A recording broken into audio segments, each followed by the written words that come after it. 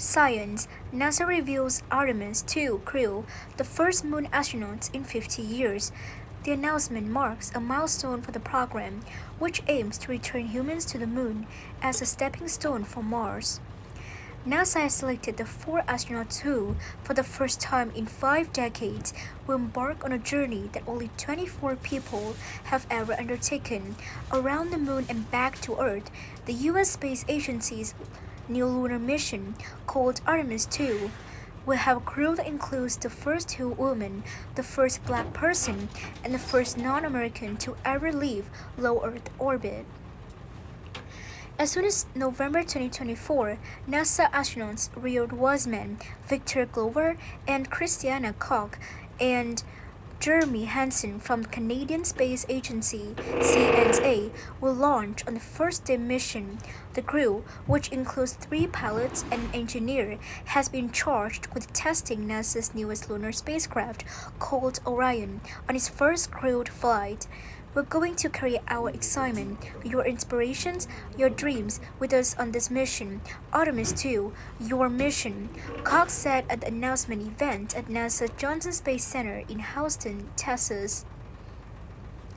Artemis II would trace a similar path to 1968's Apollo 8 mission, the first ever human flight to the moon. After launch, the astronauts would soar nearly 250,000 miles from Earth around the moon and back along a finger-8 path. The trek will have NASA prepare for Artemis III, a crewed mission to the moon's surface, launching no sooner than late 2025.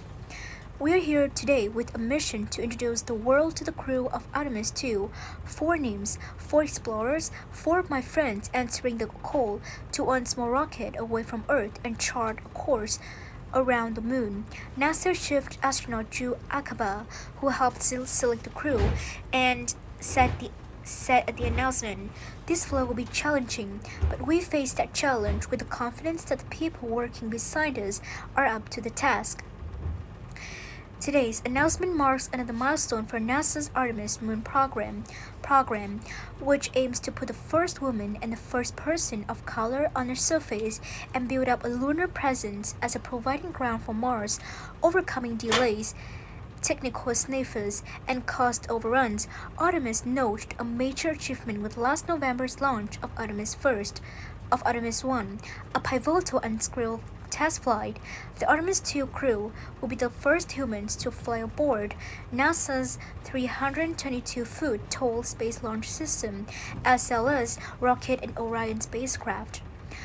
Though siblings in Greek mythology, Apollo and Artemis differ considerably as lunar programs. Apollo sprang from geopolitical competition, the space race between the United States and the Soviet Union. The race ended with Apollo 11, and lunar flights ceased less than 4 years later.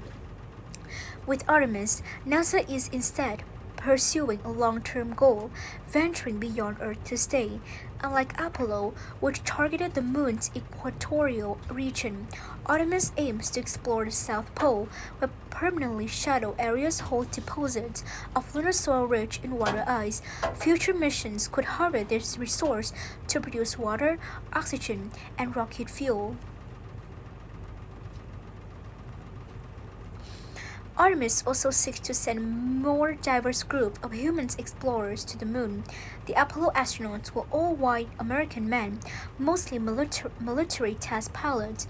The astronauts eligible for Artemis missions, by contrast, represent a broader spectrum of gender, racial, and professional diversity. To foster continuous exploration beyond Earth, the U.S. Space Agency is collaborating with other countries and relying on private industry. Key pieces of hardware, including Orion Service Module, which houses its main engine and solar arrays, come from international partners, including Europe, Canada, and Japan. NASA has also counted private companies to ferry equipment, science instruments, and even its astronauts to the lunar surface. We choose to go back to the moon and then on to Mars, and we're going to do it together, said NASA Administrator Bill Nelson. blue fly suits, the four Artemis 2 astronauts who will climb into the Orion capsule each bring years of experience to the roles and highlight the diversity of today's astronaut corps. Mission Commander Reed Wiseman, 47, is a captain in the U.S. Navy and an experienced test pilot on advanced aircraft such as the F-35 Lightning II. In 2014, he flew 165-day mission to the International Space Station and was NASA's chief astronaut from December 2020 to November 2022. In that role, Wiseman selected crews for missions, but he couldn't fly himself. He returned to active flight duty 2 days before Artemis 1 launched, in the nick of time for the Artemis 2 selection process.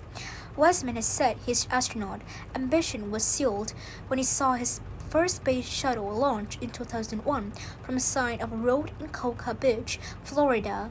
There's nothing more exhilarating than watching the most complex machine on Earth accelerating downrange, he said.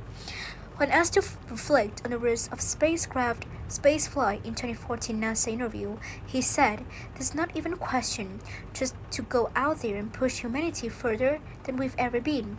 That's a no-brainer."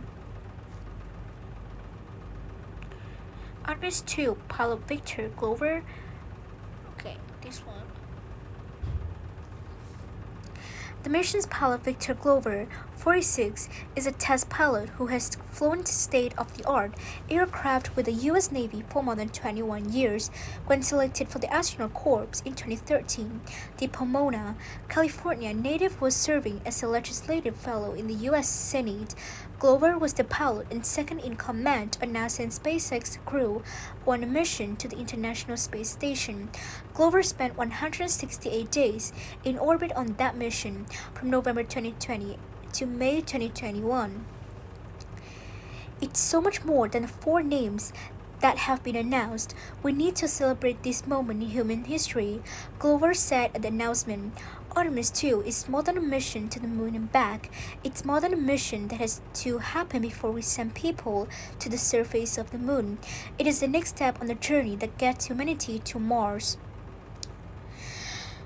Mission Specialist Christina Koch, 44, is an electrical engineer by training who was born in Grand Rapids, Michigan, and grew up in Jacksonville, North Carolina.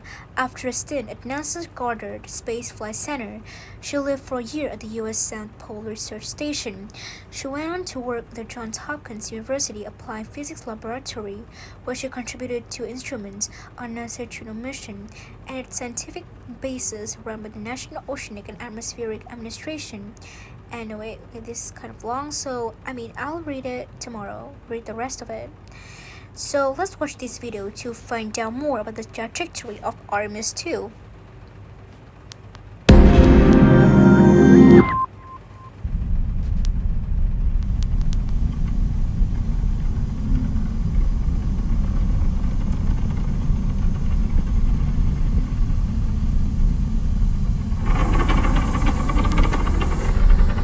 So second stage propels Orion to a higher orbit.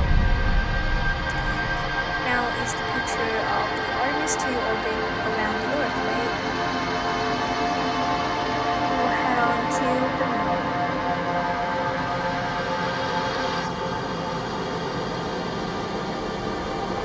Second stage propels Orion to a higher orbit.